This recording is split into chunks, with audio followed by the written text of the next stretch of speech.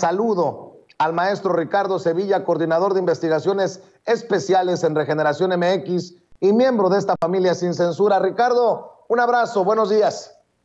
Un abrazo, querido Vicente, público memorioso. Ya era hora, era justo y necesario que se tomaran las bridas de la Secretaría de Educación Pública, una secretaría que en su momento estuvo tomada por personajes ramplones, nefastos, ya lo hemos dicho.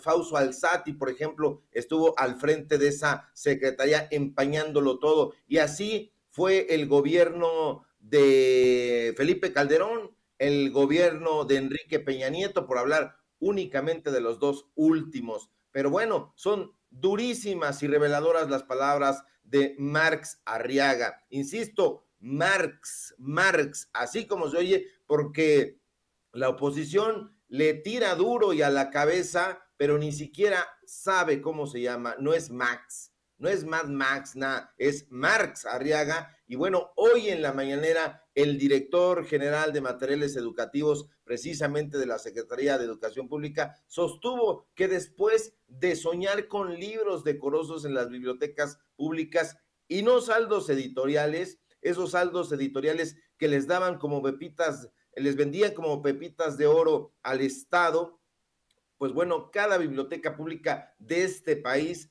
cada biblioteca normalista y miles de mediadores de lectura ahora sí recibirán libros de novedades editoriales, no solamente de México, sino también del extranjero. Y esto hay que celebrarlo. 172 títulos, novedades importantísimas. Y es que al inicio del gobierno del presidente López Obrador, fueron encontradas, de acuerdo a lo que nos informa Marx Arriaga, las bibliotecas en un estado paupérrimo, estaban abandonadas, las imprentas del Estado mexicano estaban desmanteladas. ¿Y quiénes eran las cabezas de estas tranzas? Héctor Aguilar Camín, Enrique Krause. Sí, público memorioso, parece que estas bestias sedientas de dinero pues aparecen por todas partes, hasta parece animadversión personal. No es así. Desafortunadamente, estos bichos siempre estuvieron detrás, no solamente de los conceptos ideológicos que emanaban en los recintos culturales de este país, sino en todas partes, eran una plaga. Y bueno, hay que celebrar que como parte de la Estrategia Nacional de Fomento a la Lectura, la administración de esta cuarta transformación comenzó hoy la entrega de esta colección Biblioteca CEP Centenaria. Centenaria también aquí, porque ya estoy viendo en Twitter que están diciendo la Biblioteca Centenario. No. Ni siquiera sabe leer, querido Vicente, no sabe leer, y es Biblioteca Centenaria, Biblioteca CEP Centenaria 2021, y bueno, ya van a distribuir también diversos materiales adicionales que serán distribuidos principalmente en bibliotecas de primarias, de secundarias y bibliotecas municipales, porque los municipios estaban abandonados. A mí me tocó ver los municipios de los más hondos municipios en el estado de Veracruz, los más hondos municipios en el estado de Guerrero, y estaban ahí las bibliotecas municipales cerradas y desvalijadas, pero ya no será así. Ahora las bibliotecas municipales tendrán también títulos que incentiven a la lectura, no solamente en estudiantes, sino también en madres, en padres de familia y desde luego en el personal docente, que es lo más importante. Ya diste a conocer la glosa de lo que fue la presentación durante la conferencia mañanera en Palacio Nacional de Delfina Gómez, la secretaria de Educación, quien nos detalla de qué se tratan, de qué van estos 172 títulos de diversos sellos editoriales del país y del extranjero, lo cual le va a doler muchísimo a la mafia de Letras Libres, a la mafia de Nexo Sociedad y Cultura, que es como se llama esa empresa. Y bueno, hay que celebrarlo, hay que estar de manteles largos, porque esta biblioteca está integrada por títulos muy interesantes, pero además del interés que se concita pues bueno, son fomento a la lectura a través de enfoques bien específicos, ciencia, tecnología y algo que se había dejado de lado desafortunadamente, que son los enfoques socioemocionales. Sí, ahora las generaciones pues tienen que tener un tratamiento, estas nuevas generaciones, sobre el acercamiento a la lectura. No es solamente ponerles un libro, no es solamente, y voy a ser impopular, ponerles ahí un armatoste como el Quijote, que muchos profesores en las viejas administraciones juraban sobre él, pero no lo habían leído y se los enjaretaban ahí a los muchachos, a las muchachas, a los niños, a las niñas. No, se está tratando ahora de manera distinta esta transmisión del conocimiento y hay que celebrarlo mucho. Los temas de los libros que se van a dar a conocer, que ya se están repartiendo hoy jueves, pues bueno, son la ciencia, sobre todo a partir de la pandemia pues bueno, laceró no solamente la parte económica, la parte de la salud en el pueblo de México, sino también, pues bueno, la parte educativa. Y eso es importantísimo. Ya salieron ahí convocatorias públicas para que no se vayan a aferrar ahí a los contratos a modo estas mafias de Héctor Aguilar Camín y de Enrique Krause.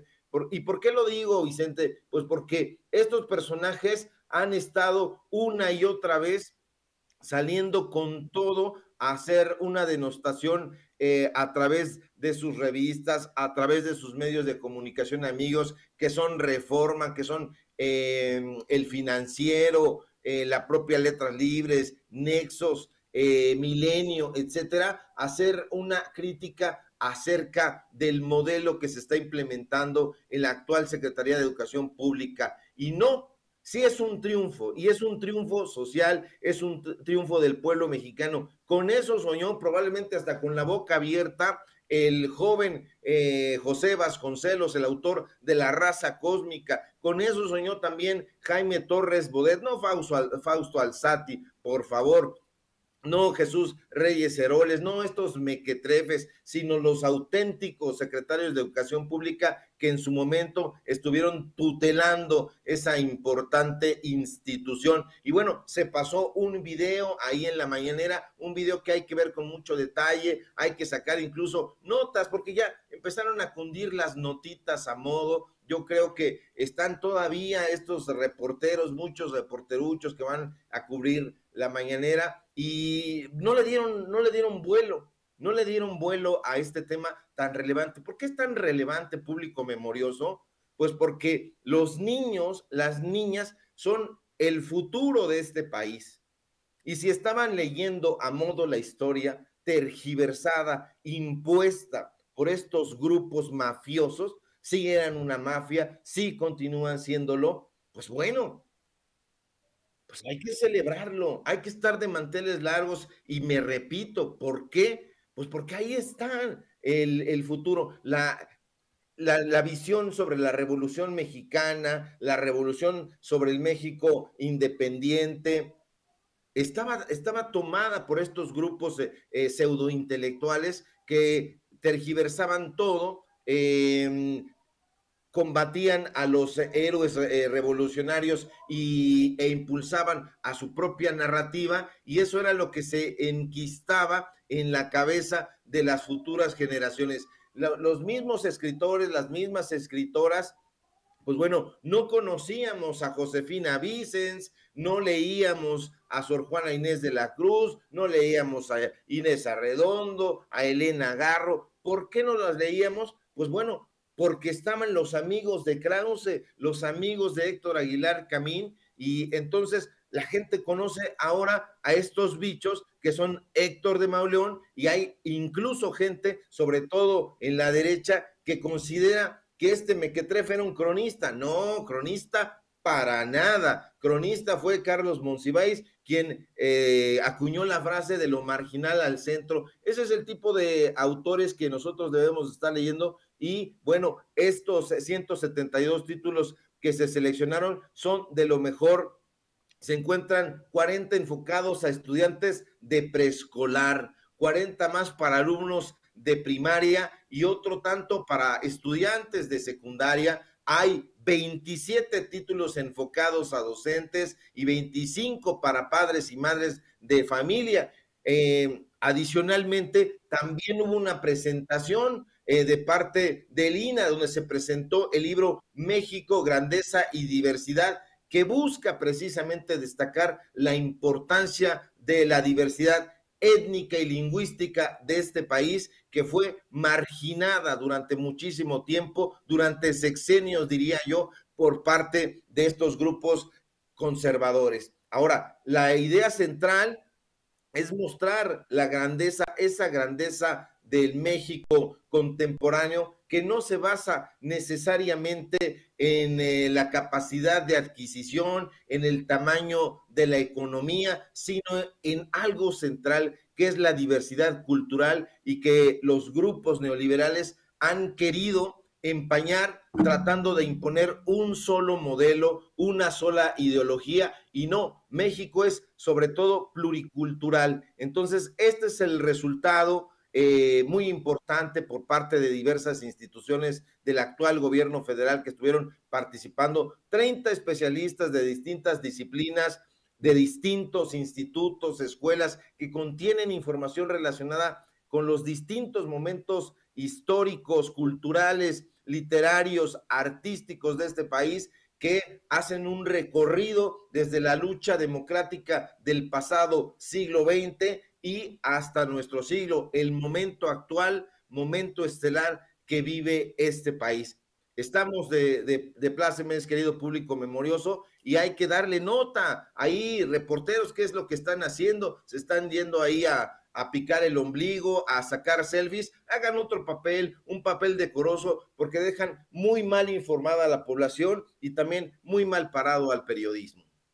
Y precisamente por un personaje que mencionabas, vaya momento de Héctor de Mauleón para pedir la renuncia de Delfina Gómez con este anuncio, querido Ricardo. Delfina Gómez debe renunciar por razones políticas, escribe Héctor de Mauleón. La secretaria de Educación perdió ayer esa supuesta calidad, ya no podría, ya no debería estar aquí. Y es que Delfina Gómez recibe esta noticia precisamente del Tribunal Electoral del Poder Judicial de la Federación.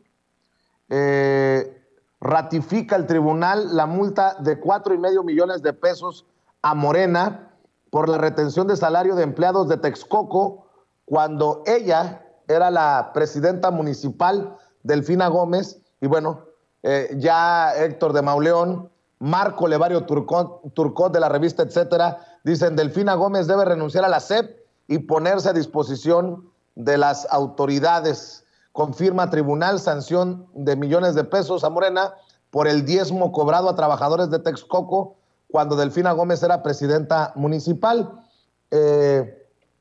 Y lo que se venga contra Delfina Gómez en este momento estelar, como le has llamado, Ricardo Sevilla.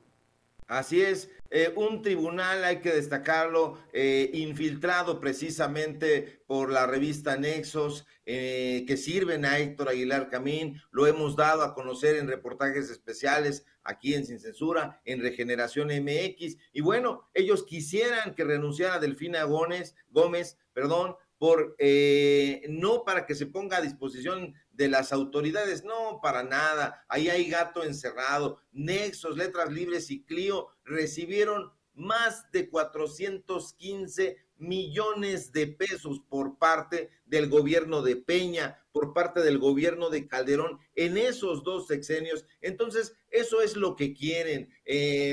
A Letras Libres, a Nexos, al grupo de Aguilar Camín, de Enrique Krause y a su palafrenero Marco Levario, que ahí están fotografías donde le está haciendo la barba. Sí, la barba le está cargando los libros hasta Enrique Krause. Al ratito, para que la gente lo recuerde, lo vamos a subir esas fotografías donde los está prácticamente persiguiendo como si fuera su fan.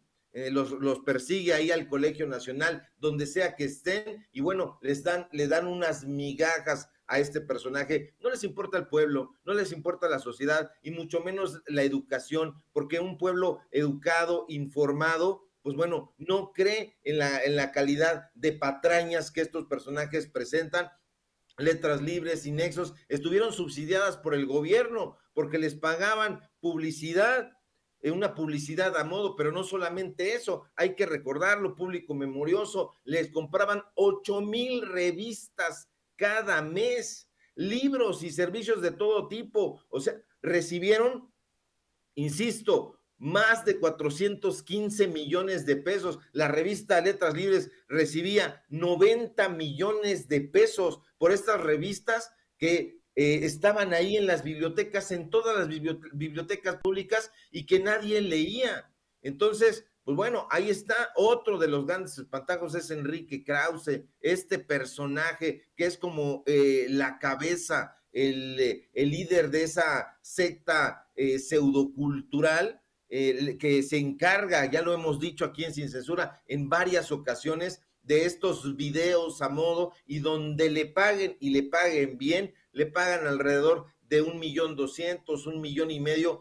por estos videos que los presenta a modos. Le ha pagado Alfaro, le ha pagado Maru Campos. En total recibió 185 millones de pesos por esos documentales. Entonces hay que ver quién está pidiendo la renuncia de Delfina Gómez, porque ya en su momento también recibió una persecución política en medios de comunicación corporativos cuando se dirigía precisamente a la gubernatura del Estado de México, y bueno, pues estuvieron apoyando a Josefina Vázquez Mota, que fue una desastrosa secretaria de Educación Pública en tiempos de Felipe Calderón.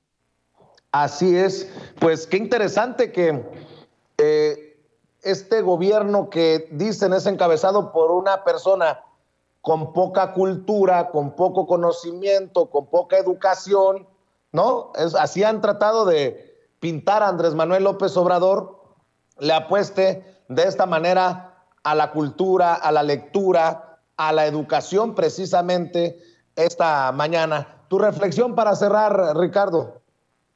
Sí, hay que tener mucho cuidado, público memorioso. Yo insisto, lo que se está haciendo es un cambio de modelo, no solamente en la administración pública, sino un modelo ideológico. ¿Por qué? Porque estaban ahí tomadas estas instituciones, y ahora han entrado, el gobierno federal ha entrado hasta el subsuelo y está cambiando esa narrativa que fue tan lesiva para el pueblo mexicano. Hoy tenemos acceso a la cultura desde un enfoque distinto. Hoy sabemos acerca de Gerardo de la Torre, recientemente fallecido. Sabemos de Tomás Mojarro, que trataron de marginar. Sabemos de Josefina Vicens. Sabemos de diferentes escritoras, artistas, músicos que no conocíamos en determinado momento y que estaban ahí porque fueron marginados por estas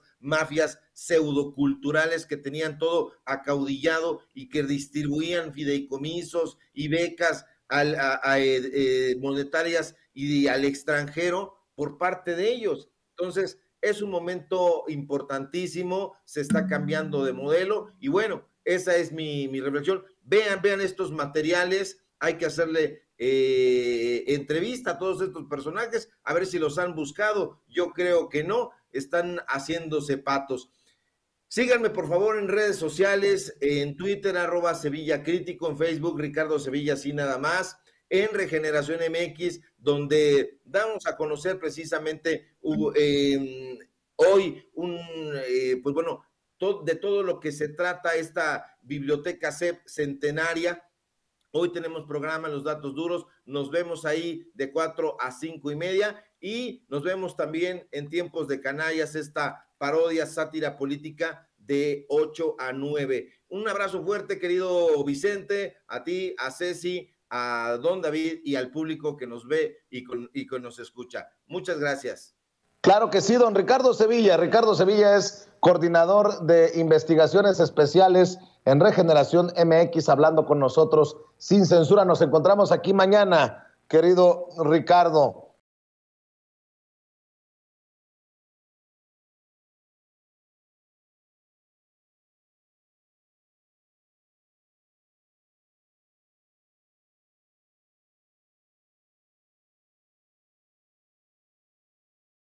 De este tema, porque ahora sí que no hay pretextos, ahora sí que completamente exhibido el INE, un INE de la mano de Lorenzo Córdoba sin voluntad para la austeridad, sin voluntad para la democracia participativa.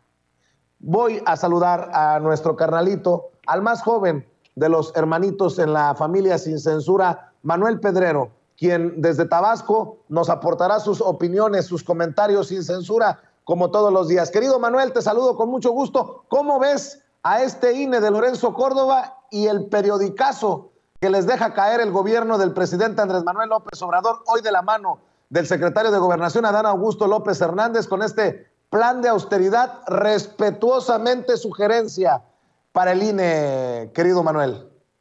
Hola Vicente, muy buenos días en este jueves 13 de enero del año 2022. Te saludo también yo con mucho gusto desde un Tabasco más frío que ayer. En fin, antes que nada, pues me gustaría expresar mis felicitaciones debido al cumpleaños de la doctora Beatriz Gutiérrez Müller, que el día de hoy cumple años, así que un feliz cumpleaños para la doctora y para toda su familia, que se la pasen bastante bien. En el caso del Instituto Nacional Electoral, miran, dicen los ingenieros y dicen los que saben que en cualquier punto de su vida los motores están destinados a fallar, y en el caso de la metodología también cualquier plan, cualquier estrategia tiene por lo menos una fisura o alguna debilidad. Pero debo decirte que esta propuesta que hace el gobierno federal, no en palabras del presidente Andrés Manuel López Obrador, sino del secretario de Gobernación Adán Augusto López Hernández, a pesar de que con antelación ya había una propuesta por parte del presidente y hoy se explica a fondo en la conferencia mañanera de qué va este plan de austeridad para el Instituto Nacional Electoral, debo decirte que es un plan cuasi perfecto, es un plan muy bueno, y te voy a decir por qué. Hace unos minutos tú comentabas, querido amigo, que, a ver, yo no creo que Ciro Murayama vaya a aceptar, que si Lorenzo Córdoba vaya a aceptar, poco importa si aceptan o no, porque ahora tienen una encrucijada del estilo del PRI entre decidir si el PRI nacionalista de Cárdenas o el PRI salinista, neoliberal, privatizador. Y es una encrucijada de este tamaño, Vicente, porque tenemos a un Instituto Nacional Electoral que hace unos días se ufanaba Lorenzo Córdoba en este famoso meme donde apuntaba el dedo con una cámara y con sus ojos fuera de órbita, donde decía que ahora Hacienda les tenía que responder ante las solicitudes de recaudación de más dinero que solicitaba el Instituto Nacional Electoral para ejercer el ejercicio, o no por una redundancia, sino porque literalmente así lo constituye la ley, de revocación de mandato. Concretamente hay que recordar los antecedentes. A ver, ¿cuánto era el plano inicial de solicitud que estaba pidiendo el Instituto Nacional Electoral a la Cámara de Diputados para el presupuesto del año 2022, el año que actualmente estamos cursando? Sabemos muy bien que eran los 25,000 millones de pesos, de los cuales se le terminó dando 19,000 millones de pesos. Un escándalo marcaoso del cual Lorenzo Córdoba estuvo pues haciendo un berrinche institucional dentro de su calidad de consejero presidente por un largo y un buen tiempo, obviamente secundado por personajes como Ciro Murayama y luego confrontados por personajes como Carla Humphrey en esta diferencia de ideas de que sí había que hacer la revocación de mandato con los recursos que ya habían en el INE y contra los consejeros que consideraban que necesitaban más dinero para realizar la revocación de mandato. Debo decir que en esa ocasión, pues fue una elección de consejeros electorales bastante cerrada. Ganó el 6 contra 5. Recordar que solamente hay 11 consejeros. ¿A qué voy con todo esto? Bueno, después de los 19,000 millones de pesos con los cuales se quedaron el INE, porque hay que recordar que la Suprema Corte le dijo que en el pastel, o sea, que no iban a darle un solo peso más, que en todo caso, si ellos consideraban como instituto que si necesitaban un centavo más, pues tenían que hacer su manuscrito, ¿no? Tendrían que hacer ahí su oficio, su documento, enviárselos a Hacienda y sustentar y argumentar bajo qué concepto necesitaban más dinero. tarde o temprano esto iba a pasar y resulta ser que sucedió el día de ayer, querido Vicente, donde el INE pidió casi 2,000 millones de pesos adicionales. Es decir, de los 19,000 millones que actualmente tienen, el día de ayer solicitó alrededor de 1,700 millones de pesos más. O sea, casi estamos hablando de los 21,000 millones de pesos, prácticamente cerrados los 20,000 millones de pesos, y es que necesita más y más dinero. Hoy, de forma bastante inteligente, después de esa solicitud que se le hizo a la Secretaría de Hacienda y Crédito Público el día de ayer, hoy, nada más y nada menos, el secretario de Gobernación dice, a ver, señores, hicimos un estudio, hicimos un análisis, hicimos nuestras estadísticas y según nuestros números, le daría al Instituto Electoral una disponibilidad de 2,972 millones de pesos y mencionó que en el transcurso de hoy vamos a enviar toda esta información, este análisis al INE para que de manera respetuosa ellos puedan revisar el ejercicio. Ahora, ¿cuál es el truco? ¿Por qué al inicio planteé que este plan es cuasi perfecto? Porque la elección no depende del gobierno, la elección depende del Instituto Nacional Electoral. El gobierno federal ya les hizo una chamba, que es básicamente la apretada de cinturón. Ahora ellos deben decidir si se lo ponen o no. ¿Por qué? Porque ellos solicitaban inicialmente casi 2,000 millones de pesos y con este ejercicio estadístico que hizo el gobierno de la República a través del plan de austeridad, resulta ser que se pueden ahorrar incluso 3,000 millones de pesos. Recordar que el INE normalmente pide bajo tres conceptos la millonada de recursos, de los casi 19,000 millones de pesos. El primero, pues los ejercicios anuales que tiene que hacer el INE, ¿no? Mantenimiento, gastos, promoción, con un concepto de alrededor de 11,000 millones de pesos. Luego, por el tema especial de la consulta, están pidiendo otros 4,000, 5,000 millones de pesos y luego para los ejercicios de gobierno, para ejercer las elecciones federales en las 6 gubernaturas de los 6 estados del país que se van a celebrar este 2022, pues otros 4,000 millones de pesos. Entonces, este ejercicio resulta ser que demuestra que hay una fisura en el cual el INE pueda apretarse el cinturón y dar 3,000 millones de pesos dentro de la institución, que es más de lo que están exigiendo en estos momentos. Ahora, ¿qué es lo que creo que va a pasar? Yo también, al igual que tú, considero que el INE va a decir que no, pero si dice que no, entonces se está metiendo en un problema de congruencia ya de un cinismo marca diablo a nivel mundial, porque entonces ahora los medios de comunicación, olvídate de los nacionales, sino de los internacionales, cuando volteen a ver el conflicto electoral que tenemos en este país y vean el Instituto Nacional Electoral, verán un instituto que está pidiendo dinero, que el gobierno ya le dijo los ajustes presupuestales que puede hacer dentro del instituto para tener ese dinero y que el propio instituto se niegue a hacer esos ajustes para tener más dinero. Entonces yo creo que es un plan muy bueno. Creo que el hecho de que sea una voluntad propia que emane del instituto lo refuerza, ya que no es una orden ni de la Suprema Corte, ni del presidente de la República, y no hay un solo indicio del cual puedan decir, es que nos quieren aplicar esto de forma autoritaria. No, va a ser decisión de ellos al final de cuentas, y de la misma forma como la guillotina francesa que cae, serán ellos quienes decidan si cortan ese hilo. Mi querido Manuel, pero lo dudo, decía en una de sus canciones más famosas, el príncipe de la canción José José, que en paz descanse, acaba hace rato de tuitear, vamos a ser sinceros, hace rato, Ciro Murayama, y escribe, cuando las elecciones mal hechas las organizaba el gobierno, por ejemplo la de 1988, ellos decidían el gasto. Hoy que hay un instituto autónomo, el INE, el gobierno no manda en sus decisiones. El gobierno debería hacer bien su trabajo en vez de querer destruir lo que sí funciona, el INE. Y retuitea una nota de Milenio en la que dice, gobierno presenta al INE plan de austeridad para garantizar revocación de mandato. Más claro, ni el agua, Manuel.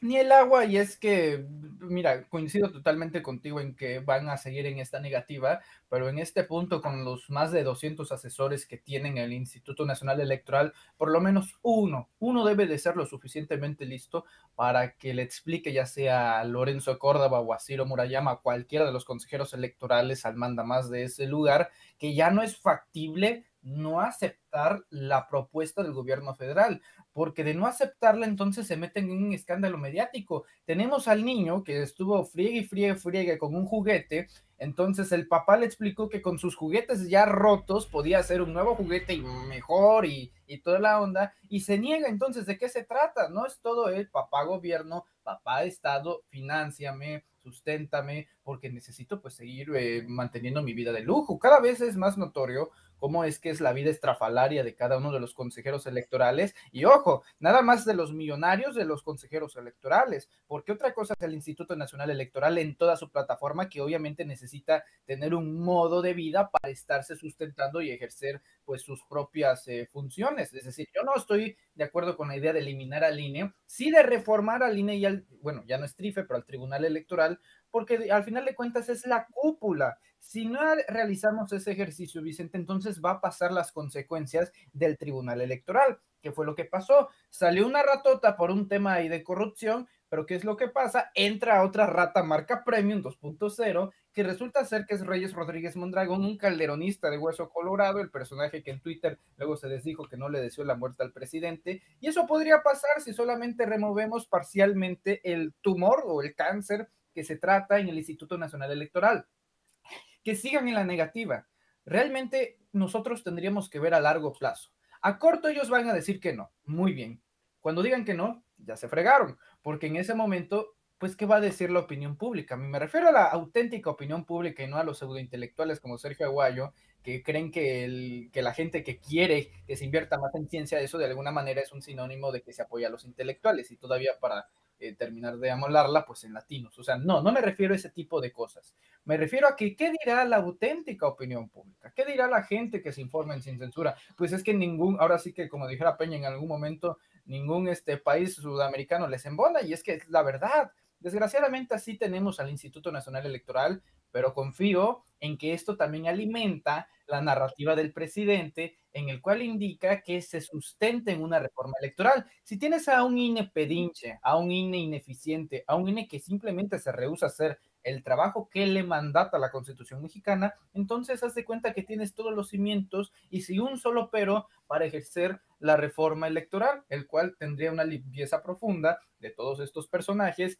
y de ser un personaje que está auténticamente vinculado a la nación, al pueblo, no a los partidos políticos, no que se escojan en el poder legislativo, sino que sean electos por el pueblo, una democracia directa para elegir quiénes van a ser los que representen nuestra democracia.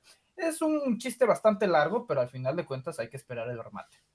Así es, y ayer en el Consejo General del INE, en el que unánimemente votan para pedirle a la Secretaría de Hacienda 1.700 millones, uno de los personajes centrales de la iracunda respuesta de las críticas de consejeros y consejeras del INE fue Sergio Gutiérrez Luna, el presidente de la mesa directiva de la Cámara de Diputados, querido Manuel Pedrero, quien hoy publica un video que les pone una tunda a esos consejeros. Pregunta en Twitter: ¿estamos en contra del INE? Sí, en contra del INE con privilegios, derroche y exceso.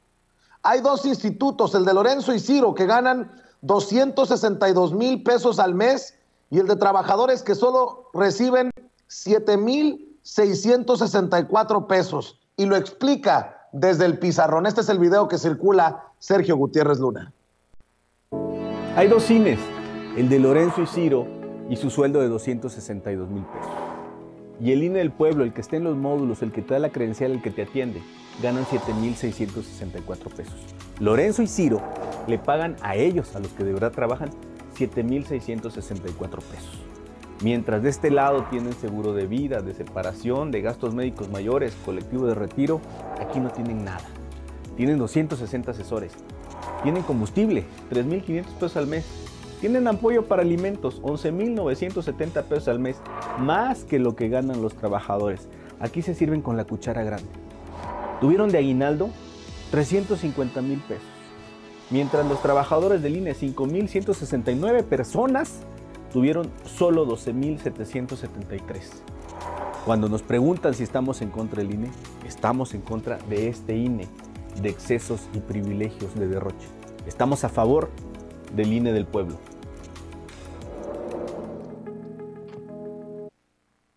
¿Cómo ves, mi querido Manuel Pedrero? Al más puro estilo del Teletón, pues buscan un chantaje emocional en el Instituto Nacional Electoral. Cuando hablamos de reforma electoral, o cuando en este caso el presidente de la mesa directiva de la Cámara de Diputados, Sergio Gutiérrez Luna, que debo decir que el video Está chistoso porque así parece cuadro de detective, ¿no? Buscando al culpable. Esos detalles cuentan mucho, ¿eh? Y creo que está bien elaborado. Bueno, lo dije aquí en su momento, si no lo dije aquí, lo habré dicho en otro espacio, pero Sergio Gutiérrez Luna, considero yo que sí fue un error el haber puesto esa demanda contra Lorenzo Córdoba, porque si no va a suceder lo que ya dije, simplemente es cambiar a un roedor por una rata mayor.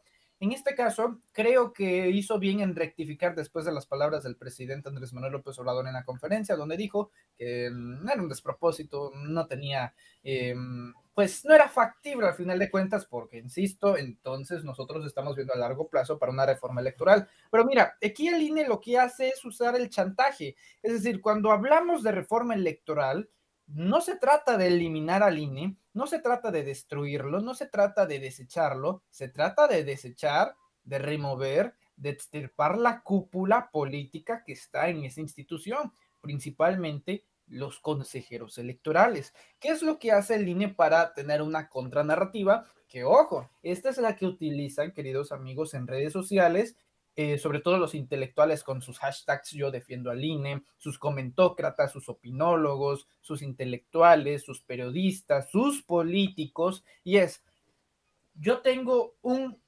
módulo de atención ciudadana aquí en mi localidad. ¿Quieres que esa persona que son tus vecinos pierdan el trabajo? No, ojo, nadie está hablando de eso. Con esto no se le va a quitar el trabajo a absolutamente nadie. Quieren utilizar el vínculo emocional que pues nosotros hemos creado con nuestra comunidad. ¿Quieres que el INE donde trabaja ahí doña Chonita pierda su trabajo por culpa del dictador Andrés Manuel López Obrador y su pandilla de Morena? Bueno, esa es la narrativa que ellos usan. El contrataje a través del chantaje. No se va a tocar un solo módulo de atención ciudadana, no se trata de la gente de abajo, se trata de la gente de arriba que le hace daño al instituto. Por eso estoy en reiteradas ocasiones mencionando, Vicente, que yo no estoy de acuerdo de la desaparición del INE, sino de la reforma del INE, porque obviamente sí necesitamos un instituto que organice y repruebe o apruebe elecciones, si no volvemos a los tiempos del 88 con los famosos CFE, no la Comisión Federal de Electricidad, sino el comisionado federal electoral, ¿no? El observador, que curiosamente hace casi ya 40 años el mismo sujeto ocupaba las siglas, pero ahora en otra institución. Bueno, en fin, ahí está esta situación. Yo considero que es bastante pertinente el tema de la reforma electoral y tranquilos, tranquilos. Yo sé que ahorita la reacción es, Lorenzo del Mal, ya que desaparezcas. Sí, es natural, pero es mejor esperar, porque esperando se ponen todos los platos sobre la mesa para la reforma electoral. No puede un solo opositor dar la cara si lo hace con mucho cinismo para poner un solo pero, Vicente, en el cual es que el INE en reiteradas ocasiones se opuso a cumplir lo que le mandata la Constitución. Eso por semántica es una violación a la Carta Magna, al orden jurídico supremo. No hay nada que hacer en ese sentido. Me parece apropiado el video de Sergio Gutiérrez Luna y yo creo que en estos espacios libres como el viento, como Sin Censura, Vicente, nosotros tendremos que reforzar y hacer énfasis en el sentido de queremos afuera la cúpula del INE, no a nuestra comunidad que trabaja y que te tramita tu credencial de elector. Ellos no tienen la culpa. Ellos en su vida han visto a Lorenzo Córdoba. Con ellos no es el problema. Es con esa cúpula. Así que contra ella se va a proceder, no contra nuestra gente. Así es. Oye, Manuel, y en otro tema, déjame preguntarte tu opinión. Ya ves que el presidente Andrés Manuel López Obrador, en el marco de la consulta popular para juicio de expresidentes, dijo en algún momento: no hemos presentado ninguna denuncia contra expresidentes y que no es lo suyo la venganza política. Bueno, pues ahora échale esta leña al fuego. El Instituto Nacional de Acceso a la Información ordena a la Unidad de Inteligencia Financiera revelar denuncias contra expresidentes desde Salinas de Gortari hasta este sexenio de Andrés Manuel López Obrador. El comisionado del INAI, Francisco Javier Acuña Llamas, planteó que en el caso de exfuncionarios o funcionarios de alto nivel cabe una excepción a la regla de confidencialidad. También expuso que se efectuó una prueba de interés público para determinar la viabilidad de dar a conocer la información solicitada. El Instituto Nacional de Transparencia, Acceso a la Información y Protección de Datos Personales, el INAI por sus siglas, ordenó hoy a la Secretaría de Hacienda y Crédito Público dar a conocer el número de denuncias presentadas por la Unidad de Inteligencia Financiera ante la Fiscalía General de la República de 2005 al 30 de agosto de 2021 en contra de los expresidentes y el actual mandatario de México por operaciones con recursos de procedencia ilícita y corrupción. Y cito lo que se detalla en un comunicado. El sujeto obligado debe desglosar la información por nombre de cada uno de los expresidentes de México, es decir, Carlos Salinas de Gortari, Ernesto Zedillo, Vicente Fox, Felipe Calderón y Enrique Peña Nieto, así como del actual titular del Poder Ejecutivo Federal, Andrés Manuel López Obrador, y también precisar el mes en el que se presentó la denuncia y la delegación de la Fiscalía General de la República que la recibió, insisto, esto a través de un comunicado. El INAI, otro órgano autónomo con el que ha chocado el presidente Andrés Manuel López Obrador, se me viene a la mente si buscarían desestabilizar con esta petición, porque el presidente ha sido muy cuidadoso de no patear la vitachera a lo tonto con este tema de los expresidentes. Incluso él siempre dijo que iba a votar en contra de la consulta popular para el juicio a expresidentes, Manuel. Incluso, Vicente, también hay que recordar que, sí, a ver, en el caso de la Unidad de Inteligencia Financiera, este es un tema bastante interesante y al mismo tiempo preocupante. A ver, en estos dos periodos que ha tenido la Unidad de Inteligencia Financiera, tanto con Santiago Nieto como con Pablo Gómez, creo que han habido resultados bastante buenos. También en esta época de Pablo Gómez, hace unos días nos enterábamos de cómo la UIF le había congelado las cuentas a la ex esposa de Javier Duarte de Ochoa, exgobernador de Veracruz, a Karime Macías, ¿no? Quien todavía se encuentra en Londres, donde tenía una residencia a tan solo unos kilómetros del Palacio de Buckingham, o sea, vivía a tan solo unos metros de la reina de Inglaterra. Básicamente con eso explicamos toda la corrupción. Recordarás que se le acusaba un agravio al erario de Veracruz por más de 112 millones de pesos, ya con toda esta congelación de cuentas por parte de la UIF, pero de Pablo Gómez. Bueno, en este caso, el INAI, un instituto que ni siquiera era relevante para los políticos hasta hace unos días. Te acordarás también que Peña Nieto no lo podía ni siquiera mencionar el instituto de este instituto. Bueno, ese es el INAI. El INAI es uno de los elefantes reumáticos burocráticos más grandes que me parece que hay en la administración pública, porque para hacer solicitudes para que las dependencias, en este caso Hacienda, de información, tiene que pasar un montón de trámites, va a tardar mucho, meses, años, quién sabe. Y bueno, eso para los políticos, imagínate para los periodistas, ¿no? Que busquen información a través de números y transparencia, y simplemente hay que esperar largos tiempos. Ahora, sospechosamente, y como tú bien lo mencionas, y creo que aquí está el eje central de todo este asunto, es que el INAI es un organismo autónomo, no depende del gobierno federal, no está subordinado bajo ninguna influencia del titular del Ejecutivo. Busca ahora solicitar a través de Hacienda. Recordar que la UIF es una dependencia de la Hacienda, y la Hacienda obviamente depende del presidente, así que prácticamente Pablo Gómez tiene dos jefes: el primero, Rogelio Ramírez de la O, y el segundo, el presidente Andrés Manuel López Obrador. Entonces, ¿qué es lo que pasa cuando una dependencia que obviamente está vinculada y va directamente a la subordinación del presidente de la República, menciona que, a ver, queremos información de los expresidentes, meses, montos, denuncias, a ver qué tienen? Entonces, si se llega a encontrar algo, que digo, es bastante legítimo que la UIF investigue a este tipo de personajes,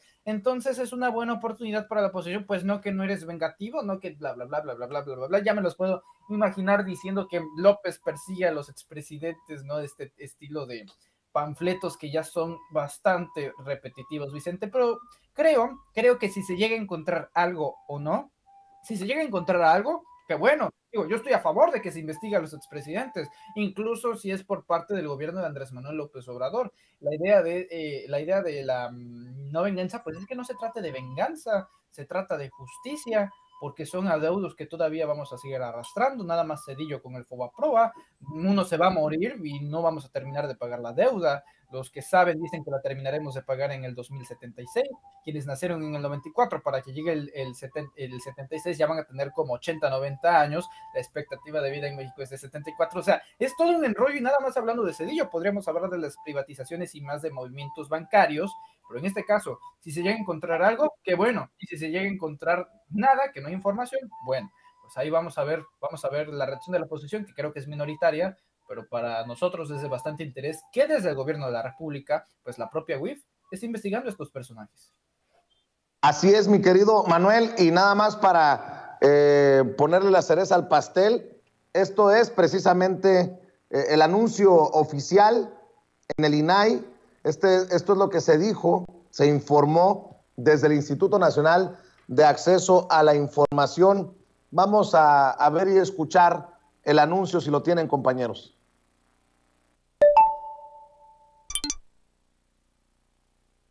En este caso, alguien reclamó la información relacionada con el número de denuncias ante la UIF respecto de los expresidentes Carlos Salinas de Gortari, Ernesto Zedillo, Vicente Fox, Felipe Calderón y Enrique Peña Nieto, pero además inclusive respecto del presidente de la República en funciones, Andrés Manuel López Obrador. Se pidió o se reclamó que se precisara el número de carpetas de investigación que se hubiesen abierto al respecto de delitos que se consideran pudieran haber ellos cometido. La Secretaría de Hacienda contestó que la información que se solicitaba era confidencial. Bueno, pues el solicitante reclamante no se conformó y vino ante nosotros, tocó el aldabón del INAI, para pedir que nosotros interviniéramos, proporcionar el número de denuncias que la Unidad de Inteligencia Financiera ha presentado ante la Fiscalía General de la República por delitos de operaciones con recursos de procedencia ilícita y financiamiento al terrorismo, así como corrupción y los delitos del artículo 139 del Código Penal Federal, o que pudieran ubicarse en los supuestos del artículo 400 bis del mismo código, en contra de que hubiese, no estoy diciendo que lo haya, no sabemos todavía, Carlos Salinas de Gortari, Ernesto Zedillo, Vicente Fox, Felipe Calderón, Enrique Peña Nieto y Andrés Manuel López Obrador. Pues ahí está el pronunciamiento, mi querido Manuel, al que hacemos referencia, y a ver qué responde la autoridad. A ver qué responde la autoridad. Yo creo que, bueno, no creo que tenga ningún problema el gobierno del presidente Andrés Manuel López Obrador, y eso indica tampoco Pablo Gómez y Rogelio Ramírez de la O, con que se transparente estos datos. Yo creo que el presidente ya tiene bajo el radar, ni siquiera voy a decir daños, porque daños políticos no hace al gobierno, es decir, que entregues si hay alguna investigación en curso, números que debes de rendir cuentas ante este instituto. Bueno, yo lo único que te diría en este caso, rápidamente con el tema del INAI, es que es de este estilo de institutos como el INE, es decir, institutos que reciben financiamiento a través de nuestros impuestos, a través del erario, pero que realmente por su calidad de autónomos se sienten omnipotentes, se sienten supremos, que no deben de rendir cuentas. O sea, ahora los institutos que exigen que rindan cuentas no son capaces de rendir cuentas ellos mismos, y esto incluye por supuesto al INAI, o sea, un instituto que no se sabe cuánto financiamiento recibe, un instituto que no se sabe en qué recursos, en qué conceptos destinan esos recursos, pues para elaborar todo el instituto. A ver, hasta el día de hoy, ¿qué otras noticias sabíamos acerca del INAI sobre su desempeño, no sé, en gobiernos estatales, en otros rubros, ¿no? Para corroborar el acceso a la información para los periodistas. Sé de muy buena fuente, Vicente, que muchos periodistas tienen que verse pues atorados investigaciones en cursos cuando van al INAI para solicitar transparencia, información, y si no hay dinero de por medio, pues no se mueven esos trámites burocráticos para solicitar a los gobiernos que se den el tiempo para explicar la información y transparentarla. En el caso del presidente, bueno, desde aquí adelanto que nunca va a decir que no, es el mismo precursor de la idea de que la vida pública tiene que ser más pública, de que no hay nada que ocultar, de que se tiene que transparentar todo. Así que yo no voy a ver, o sea, yo no planeo ver por parte del presidente una negativa de no dar información. Sería sorpresivo si así lo hiciera, pero no creo que eso pase. Yo creo que la información con la que se suelte de esta dependencia podría, en todo caso, servir como una eventual arma que no creo que tenga el potencial para ser mediática, terminaría en petarditos, ¿no? Como lo del CIDE o demás, para decir, ¡ja!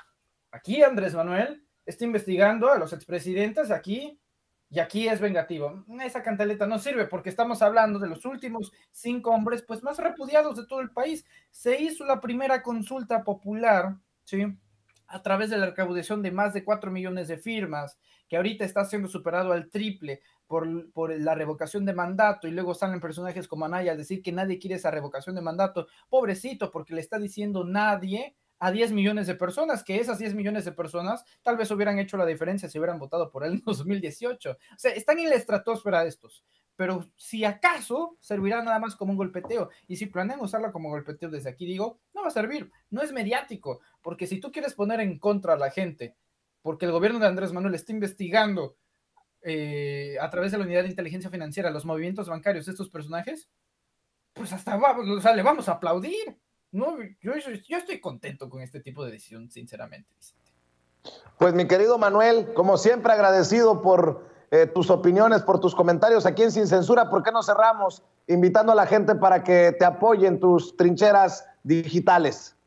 El agradecido siempre voy a ser yo, querido Vicente. Te envío un fuerte abrazo, al igual que a Ceci, a Toño, a todo el equipo de producción y claro que sí, a la audiencia de Sin Censura.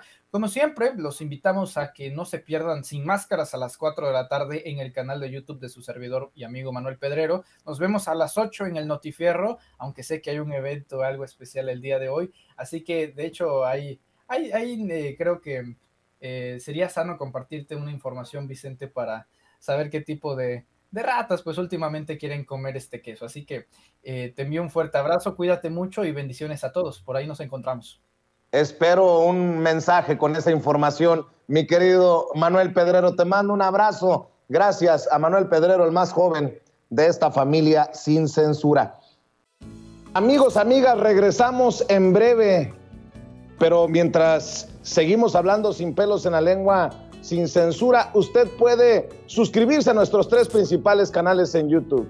Sin Censura Media, en donde tenemos más de 1.600.000 suscriptores. Sin Censura TV, en donde tenemos más de 1 millón de suscriptores.